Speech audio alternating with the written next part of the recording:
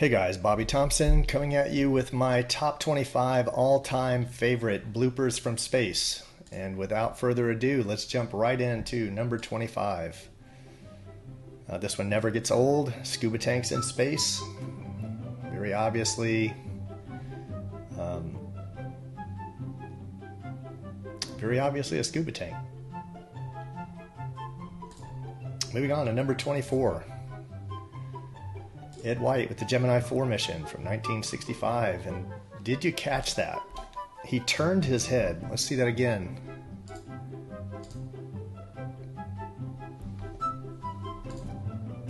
He turned his head, right? That's lost technology right there. We lost that. That must have been with the telemetry data, because we can't do that today with good reason.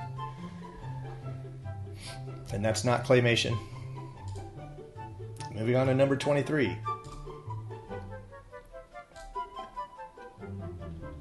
Alright, whoa. What's going on there? That must be a gravity pocket. Gotta be. Has to be a gravity pocket. There's no other way to explain that. Ooh, or is there?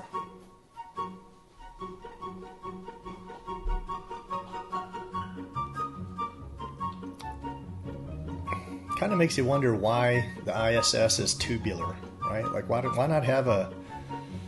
What was wrong with the design of the Skylab? You'd think they would have liked that space to move around. They were doing somersaults in there and flipping around. Seems like a superior design to me. Number 22. The good old CGI overlay failure. That's not good.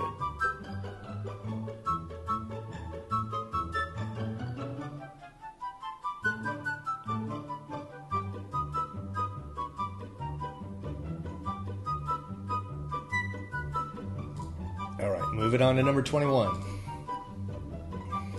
We have some astronauts signing some divorce papers. And, oh, be careful. Look around. Was that bad? Yeah, that was bad. That was bad. Definitely bad. Look, he looks forward. He's like, what do we do? Just go. Just poker face, dude. We'll come up with something. It was a pocket of gravity. All right, moving on to number 20. Ooh, did he just drop something? Those pockets of gravity, they're killing him up there. He turns around. Yeah, did anyone see that? Yeah, the camera's in front of you, bro. That's not good. It's not good. I'm sure they'll edit it out, right? They wouldn't let that go through editing. Number 19. Het is hetzelfde toilet als bij de Russen, maar interessante systemen. Hier achter deze panelen wordt de urine opgevangen. En, I think he just dropped his spanela. It could have been the opgevangen. I'm sure it'll turn up later, no big deal. En,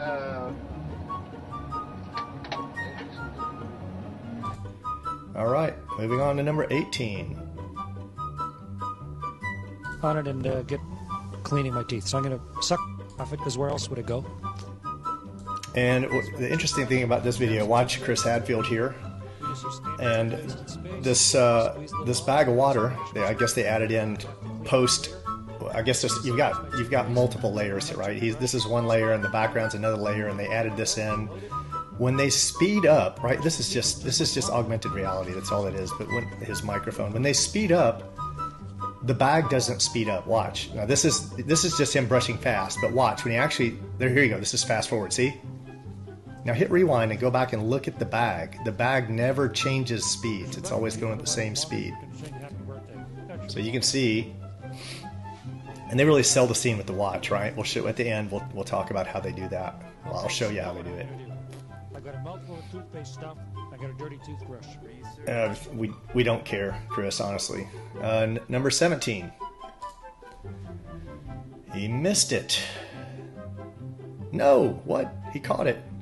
It just morphed right through his hand. Amazing. Moving on to number 16.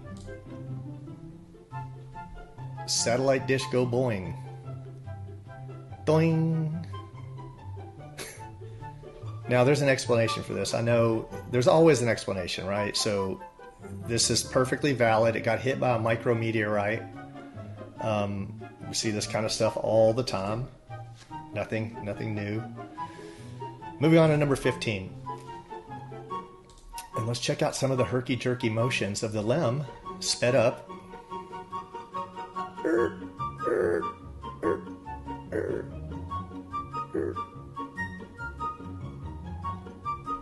That is crazy, right? Look at these motions. It just turns on a dime and stops, right?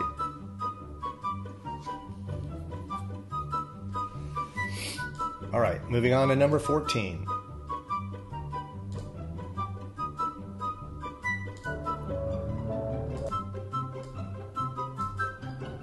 So let's check out what I can only assume are lightning strikes. All right, look at them. Look at them in the background there. See them? Let's see where they fly. Let's zoom in on them and see what they do. Look at this. Why do the clouds around the lightning strike, why do they move? Right? You can clearly see the clouds that the what's the word for that? I don't know. That the pixels around the clouds are getting pushed around, right? Lightning would just it wouldn't push something next to it. When you illuminate something, you don't have to push something back. This is like manipulating matter. This is this is obvious CGI, right? I guess they never expected anyone would zoom in on that. I don't know. Number 13.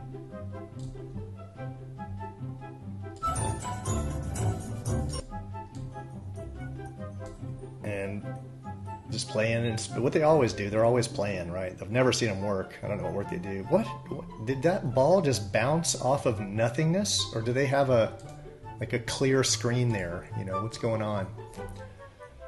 Or is it just hitting a green, green background that they're using for the green screen? Let's look at that one last time. Oops, it just bounced off of nothingness. It did. It didn't go into that room. It bounced off of nothingness. Moving on to number 12. Don Pettit, the man who can't say COVID, no matter how hard he tries. Doink!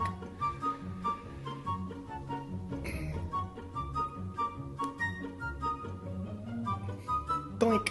It's okay. Just get some hand sanitizer later.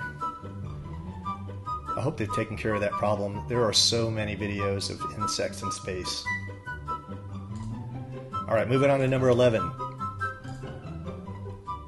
And another augmented reality failure. I don't know what he thinks he's putting on the shelf, but it's not that hat. So whether his contacts, if they were that far along at the time, or the screen he's looking at in the foreground, whether that just glitched out and he didn't know what to do. He's obviously handing something off, but there's nothing there. Moving on to number 10. All right, got this little android in space floating around. Doink! What? What just, everything, zero gravity, gravity. What? That makes no sense. There is no logical explanation for this, because that ball is clearly in anti-gravity, and then there's gravity. Anti-gravity, gravity. I'm sure there's an explanation, right? Because if there weren't an explanation, it would mean we're being lied to. There's got to be. Number 9. All right, this actornaut has just flew in from the room above, and nothing. What? What is that? What is that? Is that artifacting? It's got to be artifacting, because nothing else makes sense here. It looks like a harness. It's almost acting like how a harness would act, and there's even a bump right there. But that's got to be a natural bump, and that harness has to be it has to be artifacting. It's got to be. All right, coming in at number 8, Chris Hadfield, giving it to us again. I don't know what's going on here, Chris. Maybe you could explain to us, like why you have these little bumps on your back.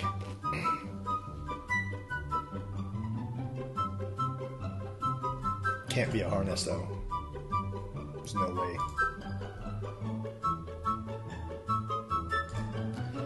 All right, coming in at number 7. And let's look at this actornaut on the right. Let's look at his foot.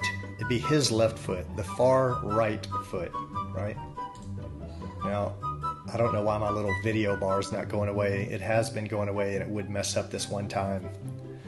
But his foot's invisible, right? You can see through to what should be beneath his sock, but it's on top of his sock. It's got to be artifacting, right? It's the only thing it could be. Moving on to number 6, the classic CGI overlay fail, right? So you even see the green screen in the background, and it's just the foreground objects, right, that are being projected onto the second layer that glitch out. Moving on to number 5. It's an oldie but a goodie. Ooh. Where's he going? The 5th dimension.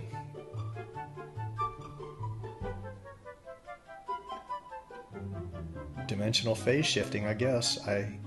There's an explanation. I don't know what it is, but there's an explanation.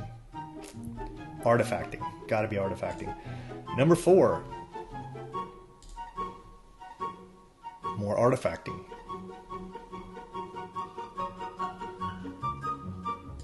Because there's no other explanation. Moving on to number 3. Oh, did we just swipe in an entire astronaut? How do you... Now go back and watch if you need to, but these flags in the wind, they never lose their continuity, right? They keep...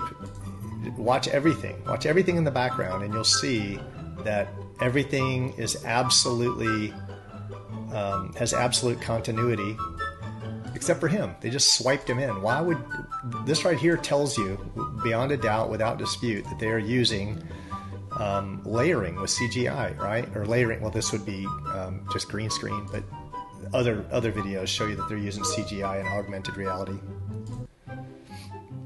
Moving on to number 2. And this one never gets old. This is by way of taboo conspiracy.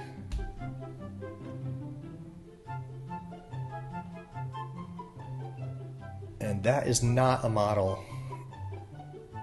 I'm not a forensics expert, but I've seen more impressive models. You know, I've built more impressive models. And are those supposed to be like solar panels? Like I've never seen. They just look like white cardboard.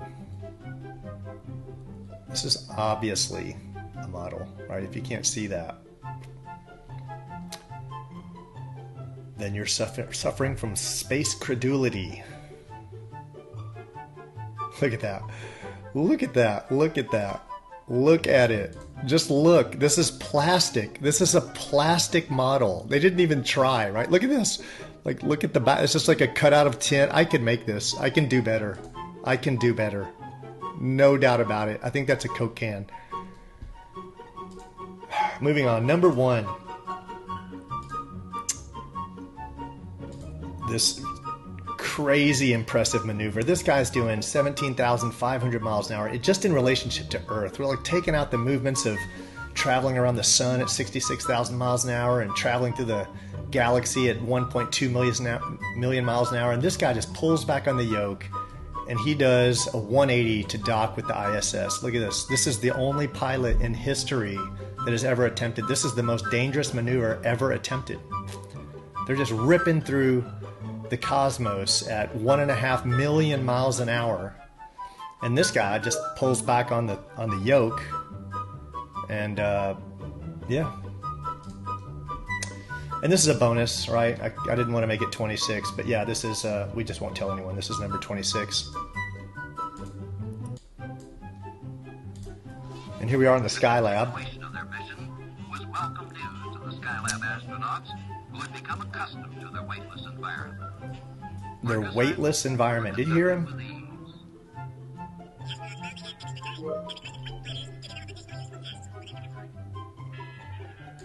This is supposed to be a weightless environment. Weightless, right? Weightless. Now, why are these guys holding it? If they let go, it's supposed to float. Why are they holding it? And why, when they let go, does this guy's arms sink down, right? It doesn't make any sense. Why do his arms sink down?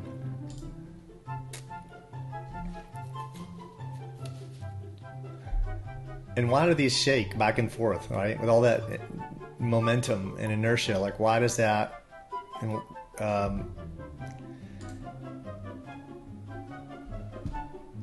Anyway, all right. So as a bonus, I thought I'd throw in some extra video. How do they do it, right? Let's look at how they do it. You know, one of the things, we're obviously, everyone understands how you could just be hanging from wires in front of a background with a camera looking at you head on.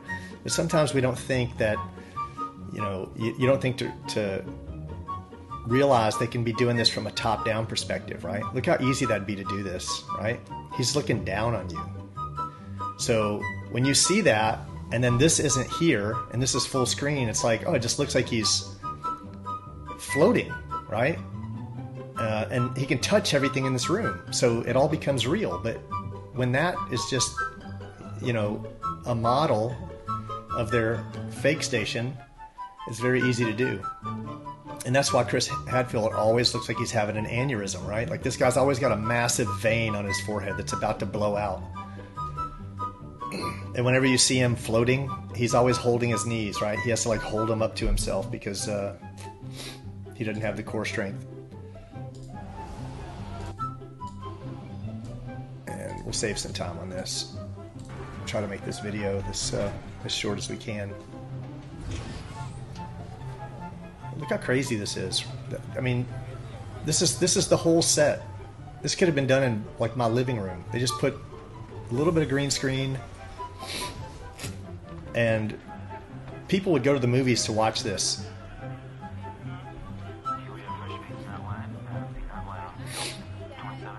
This is probably some dude working in India for 75 cents an hour who got paid $35 to make this whole scene.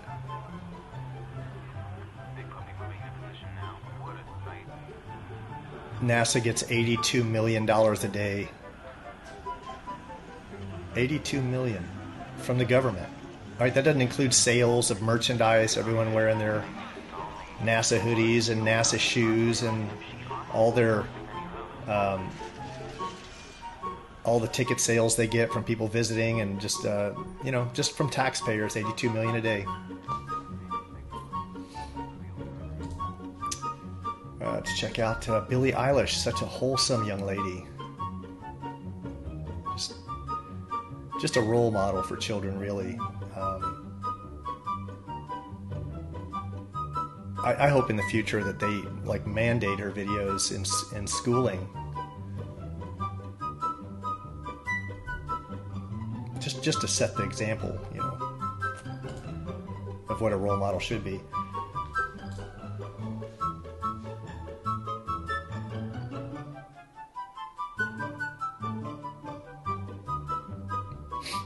So, zero-G planes, CGI, augmented reality, harnesses from angles you wouldn't normally think about, but this is the best one because this is how they do the watches and the necklaces.